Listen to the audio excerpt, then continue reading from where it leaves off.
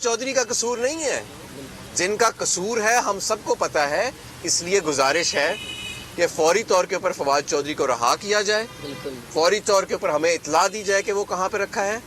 वरना पाकिस्तान तहरीक इंसाफ कुछ ही देर में मुल्क गिर एहतजाज की कॉल देगी।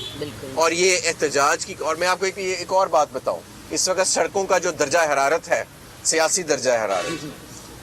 इस वक्त लोगों को इतना गम गुस्सा है इस हुकूमत के ऊपर, इस नालायक हुकूमत के ऊपर, इसको मुसल्लत करने वालों के ऊपर,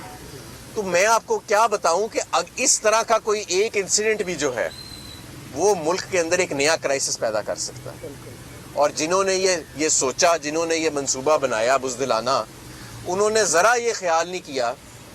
कि इस वक्त जो मुल्क की सूरत हाल है उसके ऊपर इसका क्या, इससे सियासी अदम इस्तेकाम बढ़ेगा और माशी अदम इस्तेकाम बढ़ेगा।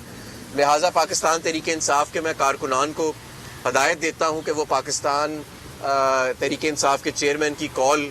के मुंतज़िर रहें। कुछ ही देर में